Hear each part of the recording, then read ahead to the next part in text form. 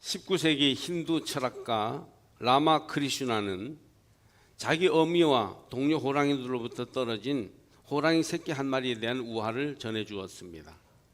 이 호랑이 새끼는 염소 무리에 들어가 염소처럼 염소들 사이에서 자라났습니다. 그래서 숲을 흔들 정도로 큰 소리로 표효하는 대신 이 호랑이는 자기 식구들인 염소가 들을 수 있는 정도로만 부드럽게 그르렁거렸습니다. 생고기를 피채 먹는 대신 이 호랑이는 부드러운 풀을 먹고 나무 열매나 씹었습니다. 그리하여 잘 먹은 호랑이의 강하고 거친 성격을 점점 잃어버렸습니다. 높은 언덕과 위험한 계곡을 내달리는 대신 이 호랑이는 염소에게서 배운 대로 계곡의 으슥한 곳을 사이사이 뛰어다니기만 했습니다. 이놈은 자기가 누구인지 알지 못했습니다. 자신에 대한 그의 유일한 이미지는 그를 둘러싼 세계, 즉 호랑이의 세계가 아니라 염소의 세계에서 습득되었습니다. 호랑이가 된다는 것이 무엇을 의미하는지 이해하지 못하기 때문에 호랑이지만 호랑이보다 못한 동물이 되었습니다. 그는 진정한 자기 모습으로부터 떨어져 나오게 되었어요. 저는 오늘날 많은 그리스도인들이 이 염소가 되어버린 호랑이 새끼와 같다고 생각합니다. 호랑이처럼 멋있고 호랑이처럼 강하고 호랑이처럼 위대할 수 있는데 스스로 염소인 줄 알아서 그렇게 유치하고 약하고 어설프게 살아가고 있는 것입니다. 여러 가지 원인이 있지만 그것은 우리가 무엇이 되어야 하는지, 어떻게 살아야 하는지 분명히 알지 못하는 데에 큰 이유가 있다고 생각합니다. 여러분, 새해가 되었습니다. 하나님께서 여러분들과 함께 하시기를 바랍니다. 코로나19로 매우 어려운 시기이지만 이겨내는 한 해, 잘 되는 한 해, 복된 한 해가 되기를 축복합니다. 코로나가 어쩌지 못하는 우리들, 코로나가 흔들지 못하는 하나님의 자녀들로서 이번 한 해 동안 멋지게 승리하며 살아가시기를 축복합니다. 영과 혼과 몸이 온전히 보존되기를 바랍니다. 생업과 자녀가 잘 되기를 성부, 성자, 성령 이름으로 축복합니다. 본문을 보면 부활하신 예수님께서 제자들에게 나타나셔서 특별히 당부하시는 말씀이 있습니다. 이것은 교회를 이루는데 제자들이 무엇을 해야 하는지를 보여주는 말씀으로서 예수님의 지상명령이라고 알려진 특별한 말씀입니다. 예수 믿는 사람이 무엇하는 사람이냐, 교회가 무엇 하는 곳인가, 이걸 간단히 알려주는 말씀이 오늘 본문 말씀이에요. 그래서 새해를 시작하면서 우리가 누구냐, 우리가 어떤 사람이냐, 이것을 다시 확인하며 바른 그리스도인으로 서서 나갈 수 있기를 바랍니다. 여기서 제일 중요한 말씀은 모든 민족을 제자로 삼으라는 것입니다. 이 제자라는 말씀에 유의해야 하겠습니다. 제자들이 예수를 뵙고 특별한 부탁을 하는데 모든 사람을 제자로 삼으라는 말씀이에요. 그리스도인이란 무엇입니까? 먼저 자기가 예수님을 따라가는 예수를 닮은 제자가 되어야 하고 다른 사람들을 제자 삼는 일을 해야 합니다. 제자가 되지 않으면 그리스도인이 아니죠. 교회가 하는 일이 뭡니까? 제자 삼는 일이에요. 이렇게 그리스도의 제자를 이 땅에 많이 배출해내서 예수님이 직접 와서 살아가는 것과 같은 멋진 삶을 만들어가는 것, 그것이 바로 교회의 역할이죠. 오늘날 세 종류의 기독교인들이 있습니다. 저는 이렇게 표현해 보겠습니다. 교인, 신자, 그리고 제자입니다. 교인이랑 교회에 들어와서 회원이 되어 있는 사람입니다. 신자란 예수 믿는 사람이에요. 그런데 믿음은 있으나 영성과 헌신이 없는 사람이죠. 참된 기독교인은 제자인데, 제자란 주님과의 영적 체험을 근거로 주의 말씀을 따르고 실천하는 사람입니다. 먼저 교인은 어떤 사람입니까? 한 가지 이야기를 들어보십시오. 아르헨티나에 한 여인이 살고 있었는데 그녀는 자신이 가지지 못한 것을 다른 사람이 가지고 있으면요, 그 사람을 무조건 증오했습니다. 너무 시샘이 많았어요. 그러다가 결국 자기 집까지 저당을 잡혀야만 했습니다. 왜냐하면 이웃 사람들이 좋은 것을 살 때마다 그녀는 그것보다 더 좋은 것을 사야 했기 때문입니다. 어느 날 이웃집에서 텔레비전을 구입하고 지붕 위에 안테나를 설치하였습니다. 그녀는 이웃집 사람에게 지붕 위에 있는 저 나무 같은 것이 무엇이냐고 물었어요. 그리고 그것이 무엇인지를 알게 된 그녀는 충격을 받았습니다. 당장 텔레비전을 사고 싶은 욕구가 충동질하기 시작했습니다. 그녀의 남편은 빚이 산더미같이 많으니 그 빚을 다 갚기 전에는 아무것도 살 수 없다고 잘라 말했습니다. 그러나 그녀는 자기 욕망을 억제할 수 없었어요. 다음 주가 되자 또 다른 이웃이 안테나를 지붕 위에 설치했습니다. 이제 주위에 텔레비전이 없는 집은 그녀의 집뿐이었습니다.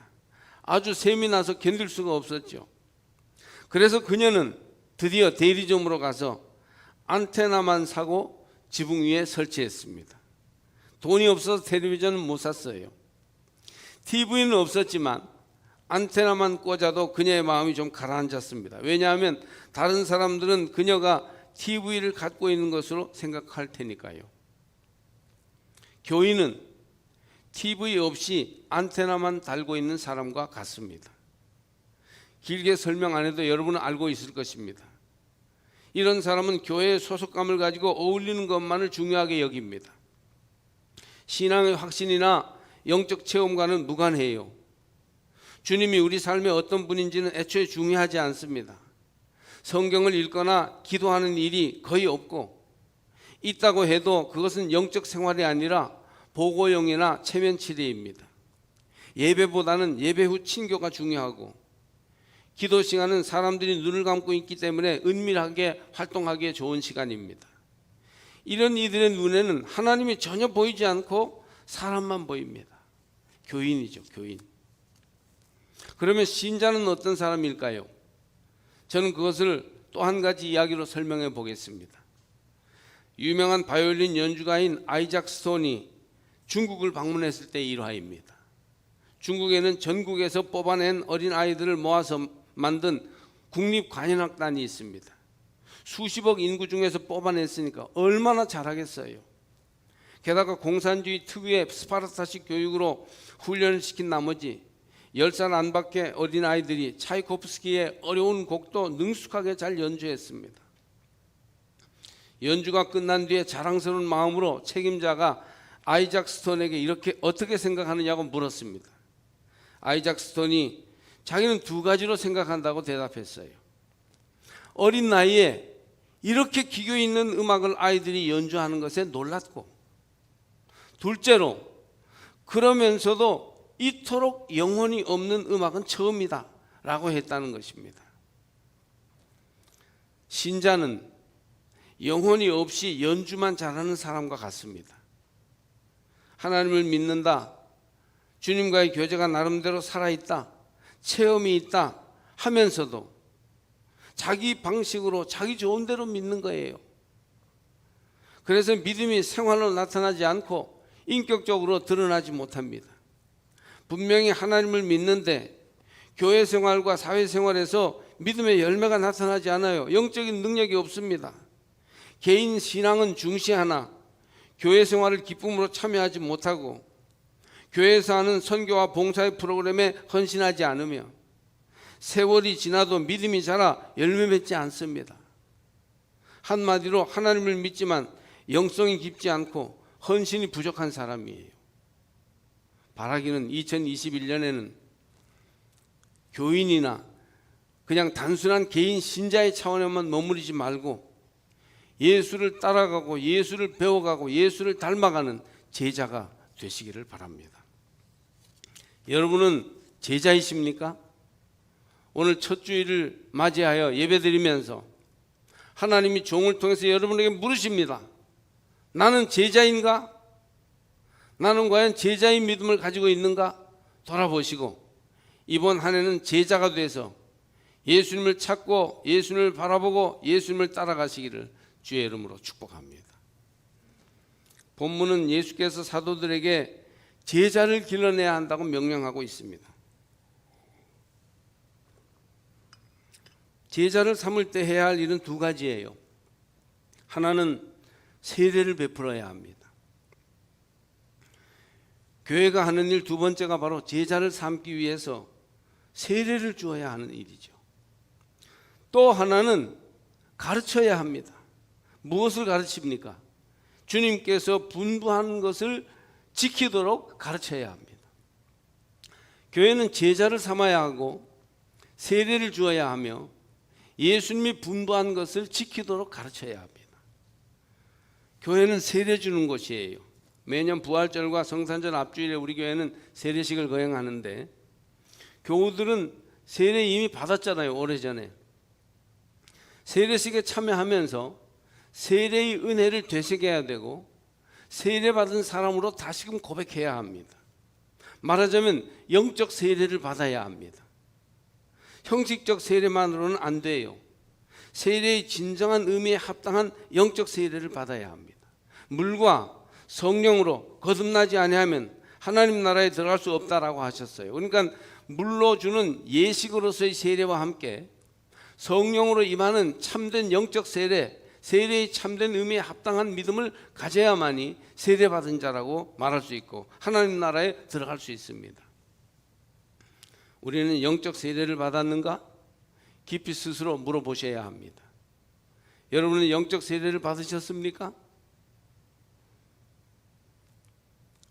교회의 모든 생활은 바로 이 세례에 근거하고 있어요. 세례는 세 가지 뜻이 있어요. 첫 번째는 죄에서 씻는 것입니다. 두 번째는 옛사람이 죽는 것입니다. 세 번째는 영적 소속이 달라서 은혜 안으로 들어오는 것입니다. 씻고 죽고 은혜 안으로 들어오는 것, 이게 세례죠. 죄를 씻으려면 예수님을 믿고 은혜 아래 있어야 합니다. 죄를 씻을 수 있는 힘은 예수 그리스도에게만 있습니다. 교회의 모든 생활은 예수 그리스도의 죄 사하시는 은혜에 근거하고 있어요. 모든 예배를 시작할 때 예수 그리스도의 죄 사함을 바탕으로 하지 않으면 그 예배는 헛됩니다. 우리가 신학교에서 설교학을 배울 때 모든 설교는 예수 그리스도의 용서에 근거한 말씀이라고 배웠어요. 오직 십자가에서 흘리신 예수의 희생의 피가 우리 죄를 씻어 거룩하게 합니다. 이것을 믿고 그 안에 거하는 것이 영적 세례에 합당한 자가 되는 것이죠. 여러분은 예수 그리스도의 보혈의 피가 저와 여러분의 죄를 씻어주시는 것을 믿습니까? 그 은혜 아래 거하시기를 바랍니다. 그때 세례받은 자로서 마땅히 서는 것이죠. 세례받은 사람은 또 옛사람이 죽었다고 시인하는 사람이에요. 근데 옛사람이 잘 안 죽습니다. 거듭났다, 세례받았다 그러면 옛사람이 다 죽습니까? 아니에요. 옛사람이 계속 살아 있습니다. 그래서 계속 육에 속한 옛사람이 죽었다고 시인하고 십자가에 옛사람의 정과 욕심을 못 박아야 합니다. 매일 그래야 됩니다. 그게 바로 그리스도인의 삶이에요. 신앙의 길이고 예수 믿는 도리는 옛사람을 죽이고 부활하신 그리스도의 은총을 따라 새 사람을 내 안에 살려내는 것입니다. 교회는 교인들이 이 일을 해서 차츰 옛사람이 죽고 예수 닮은 새 사람이 되게 하는 일을 하는 곳이 교회입니다. 여러분이 오랜 시간을 지나 지금을 돌아볼 때 육에 속한 옛사람 죄인이 변하여 영에 속한 의인이 된 승리의 자리, 영적 싸움의 자리였음을 알게 하시기를 바랍니다. 이게 세례의 두 번째 의미죠. 옛사람 죽는 거. 어떤 사람이 세례식을 할 테니 신청을 하라고 하니까 신청을 했어요. 그런데 얘기를 들어보니까 자기는 군대에서 한번 세례를 받았다는 거예요. 그때는 믿음도 없었고 세례 받으러 간다고 외출하고 싶어서, 그리고 또 초코파이 준다니까 그거 얻어먹으려고 나갔다는 것입니다. 초코파이 먹으려고 받은 세례가 무슨 세례겠습니까? 자기는 세례 새로 받겠습니다. 그렇게 말해요. 그러나 여러분, 한 번 받은 세례는 예수 이름으로 받았기 때문에 유효하여 다시 받을 필요가 없어요. 그럼 어떻게 하겠습니까? 예수 이름으로 이미 세례 받았음을 믿음으로 인정하고 세례에 합당한 영적 세례가 임하면 되는 것입니다. 죄를 씻고 옛사람이 죽고 은혜 아래로 들어오는 일을 통하여 영적 세례를 다 받으시기를 바랍니다. 2021년 새해를 시작하면서 이 설교를 듣는 모든 주의 백성들이 이렇게 영적 세례에 합당한 사람들이 되시기를 축복합니다. 그러나 제자라면 거기에만 머물러서는 안 되죠. 제자는 가르침을 받는 사람입니다. 여러분, 주님께서 분부한 것을 가르쳐 지키시길 바랍니다. 오늘 교회가 뭐냐? 그리스도인이 뭐냐? 제자다. 세례받은 사람이다. 그리고 주님께서 가르치신 것을 지키는 사람이다. 이 세 가지를 우리가 기억해야 합니다. 가르침을 받는데 제일 무서운 적은 교만이에요. 교만. 여러분, 가르침을 받으며 지금도 계속 잘하고 있으십니까? 아니면 성장을 멈춰버리고 교만의 늪에 빠져 있습니까? 어거스틴은 교만에 대하여 이렇게 말했습니다. 교만은 덕 속에서 나와서 덕의 모습을 가장하고 덕을 해하는 것이다. 마치 나무벌레가 나무에서 나서 나무를 해하는 것과 같다. 다른 악은 외부를 치는 것이나 교만은 영을 치는 것이다. 악은 한쪽만 치나 교만은 여러 면을 친다. 의외로 믿는 사람들 가운데 이 교만이라는 늪에 빠져서 하나님의 말씀하신 대로 살지 못하는 경우가 너무 많아요. 어거스틴은 그것을 아주 꿰뚫어 보았던 것입니다. 가르침을 받으려면 자기를 비우고 우리에게 분부하신 주의 말씀을 겸손히 귀 기울여 들어야 합니다. 매일매일 말씀에 새롭게 서면서 그 말씀을 내게 주신 말씀으로 아멘으로 겸손히 받아야 합니다. 주님이 분부하신 것이 무엇입니까? 주님이라면 어떻게 하실까요? 주님이 원하시는 뜻은 무엇인가요? 이것을 계속 물어보는 거예요. 제자는 여기에 목숨을 걸어야 합니다. 제자는 주님이 분부하신 것을 지킬 수 있을 때까지 자기를 비우고 또 비워야 합니다. 깨끗한 그릇에 맛있는 음식이 담기듯이 내 욕심, 내 주장, 내 고집, 내 혈기, 내 잘못된 이해관계, 나의 모든 선입견, 이런 것들이 비워져야 주님이 분부한 것을 담을 수가 있습니다. 신앙생활을 말씀으로 하지 않고 분부한 것을 지키는 것으로 하지 않고 죄책감으로 하는 사람이 있어요. 마음의 어떤 그런 심리적인 감정적인 것으로 신앙생활을 하는 거예요. 돌아가신 부모님께 내가 너무 잘못해드렸기 때문에 나는 그분들의 뜻을 받들어 교회에 열심히 나가야 돼 하는 것입니다. 그러나 여기에는 진정한 기쁨과 은혜가 없어요. 무거운 부담감이 지배합니다. 잘못을 기억하여 교훈을 삼되 그 아픈 결과는 잊어버려야 되는데 실수와 죄책감에 계속 매여서 신앙생활을 하니까 진정한 의미에서 앞으로 나가지 못하고 있는 것입니다. 돌이킬 수 없는 물론 잘못도 있지요. 그러나 우리는 주님의 용서를 의지하여 주님의 말씀을 따라 그 가르치신 것을 지키는 삶으로 담대히 전진해야 합니다. 목숨 바쳐 우리를 살리신 주님의 사랑으로 모든 과거의 잘못이나 모든 과거의 죄책감들을 다 잊어버리십시오. 이웃과 친구와 가족에 대한 나의 잘못도 있고 내게 행해진 남의 잘못도 잊고 나가야 합니다. 그래서 하나님의 말씀, 분부하신 내용을 날마다 들으면서 그 가르침을 따라 한 걸음 한 걸음 나가면 여러분에게 아마 새해가 위대하고도 놀라운 축복의 한 해가 될 수 있을 줄로 믿습니다. 지키려면 머리로만 지켜서는 안 되고 몸으로도 훈련해야 합니다. 이것이 굉장히 그리스도인으로 중요해요. 2021년에는 여러분 그냥 머리로만 말씀대로 살아야 되겠다 생각하는 한 해가 아니고 몸으로 훈련해서 실질적으로 말씀대로 행하는 한 해가 되시길 바랍니다. 많은 신자들이 제자가 못 되는 큰 이유는 머리로만 아는데 그치기 때문입니다. 몸으로 훈련하는데 중요한 두 가지는 몸으로 일하는 것과 자기 것을 내놓을 수 있는 헌신이에요. 제자는 편하게 살고자 번번이 핑계를 대고 이유를 만들어 빠져나가는 사람이 아닙니다. 굳은 일, 힘든 일, 피곤한 일을 제 몸에 감당하기를 기뻐할 때 제자가 될 수 있어요. 제자는 물질적으로 헌신하고 시간적으로 헌신하기를 두려워하지 않습니다. 내 것, 네 것이 없고 모든 것이 다 주의 것이기 때문이죠. 사람들이 헌신을 두려워하고 행하는데 자꾸 주저하고 있습니다. 그러나 헌신은 진정한 자유요, 참으로 부유해지는 길입니다. 자기 자리에서 조금만 더 충성하십시오. 작은 것에서부터 행하면 놀라운 변화가 이루어지고 참 제자가 될 수 있습니다. 내 속회가 부흥되도록 매주간의 예배 정성을 모으고 속도들의 형편을 살피고 서로 돌아보는 것이에요. 카톡 한번, 전화 한번 해주는 겁니다. 내 선교회가 건강하게 세워지도록 조금씩 관심과 정성을 모으는 것입니다. 좋은 말, 믿음의 말, 덕스러운 말을 자꾸 심는 것이에요. 그렇게 작은 데서부터 한 가지씩 실천하고 기꺼이 헌신할 때 하나님께서 우리의 삶을 제자의 삶으로 가르쳐 지키게 하는 삶으로 변화시켜 주실 것입니다.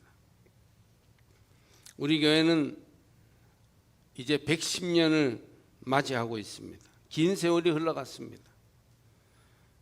뭐 뚜렷이 내놓을 건 없어도 잘 살펴보면 나름대로 아름답고 깊은 뿌리도 있고 올려 세울 만한 전통도 없지 않습니다. 올해 이제 우리 교회 역사를 정리하고 내년에는 이제 깃발을 높이 달아야 할 것입니다. 먼저 우리는 새 시대의 변화를 민감하게 읽고 교회에 대해서 강력하게 요구되는 변화의 요구가 있기 때문에 그것을 받아들이고 이루어야 합니다. 그래서 올해 우리는 변화된 교회, 그리스도의 몸, 변화된 교회라는 표어를 가지고 나갑니다. 여기 배너에 보면 변화된 교회 그렇게 써놓고 백합화가 몇 송이 있는데 향기로운 교회, 정결한 교회, 아름다운 교회를 이루고자 하는 그런 바람이 여기에 들어 있습니다. 이 시대의 변화를 행함으로 나타내자는 것이에요. 올해 우리는 코로나19라는 전혀 경험하지 못했던 강력한 전염병 대유행을 경험하고 있습니다. 뭐 시간마다 코로나를 얘기합니다. 많은 어려움을 겪으면서 우리의 믿음과 생활은 변화가 필요하다고 요구받고 있습니다. 어떻게 변화된 교회로 대처하느냐? 이 물음에 우리는 그리스도의 몸으로 다시 서야 한다라고 대답할 것입니다. 그리스도를 더 분명하게 보여주는 것, 그리스도께 더 잘 붙어 있는 것, 그리스도와 하나 되어 연합하는 것, 이것이 변화된 교회가 될 수 있는 지침이에요. 그때 우리는 코로나 이후 시대의 급격한 변화를 대처할 수 있을 것입니다. 그래서 제가 새해 첫 주일에 이 말씀을 들은 것이에요. 변화된 교회, 주님이 기뻐하시는 그리스도의 교회가 되기 위해서, 그리스도의 몸이 되기 위해서는 제자가 되는 것입니다. 교회를 건물이나 조직으로 보았던 전통적인 교회관이 이제 변하고 있어요. 시대 변화를 따라 교회를 믿음으로, 사람의 공동체로, 사역으로 보는 이 새로운 교회관이 이제 나오고 있지 않습니까? 과감한 변화를 통해서 시대를 앞서며 하나님의 영광을 보여주고 하나님의 역사를 일으키는 우리 교회가 되어야 하겠어요. 안디옥 교회를 보면 굉장히 급변하는 시대에 변화의 한 중앙에 있었으면서도 세계 선교를 위해서 그 역할을 잘 감당했던 아름다운 교회의 모습을 볼 수 있습니다. 우리도 변화에 맞는 마음과 태도를 가지고 변화를 이루는 그런 그리스도의 제자들이 다 되시기를 바랍니다. 열린 자세를 가져야 되고, 변화에 잘 대처하는 열린 자세가 있어야 되고, 긍정적인 자세가 있어야 돼요. 우리는 가능하다, 더 소중하고 큰 일을 이루어낼 수 있다, 위대하다. 또 믿음의 눈을 가지고 두려움 없이 주님의 인도를 받아야 됩니다. 이런 변화가 사실은 우리에게 두렵기도 하지만 그러나 인류에게 희망이 될 수 있는 시대라고 저는 생각합니다. 이 코로나 사태의 강력한 이 도전은 우리에게 큰 변화를 향해 나갈 수 있는 하나의 계기가 될 수 있다 믿습니다. 우리가 그냥 변화하라고 그러면 변화하지 못해요. 그런데 죽을 지경이 돼서 변화를 안 할 수 없을 때 변화하라고 그러면요, 다 변화합니다. 교회도 실질적이고 진실한 믿음으로 회복되는 계기가 될 수 있습니다. 믿는 척 아는 척 했던 우리가 주여 믿음이 없었습니다. 지금 이 상황을 만나고 보니 아는 것도 없습니다. 이렇게 겸허함으로 돌아가서 변화할 수 있는 때가 바로 올해입니다. 교회가 하는 일, 제자 삼는 일, 세례 베푸는 일, 분부하신 일을 가르쳐 지키게 하는 일, 이 일을 잘 감당하는 삼척제일교회 모든 성도들이 되시기를 바랍니다. 우리도 제자가 되고 다른 사람도 제자를 삼으십시오. 그때 하늘과 땅의 권세를 가진 주님께서 영원히 우리와 함께 하시며 위대한 역사를 이루어 가실 것입니다. 할렐루야.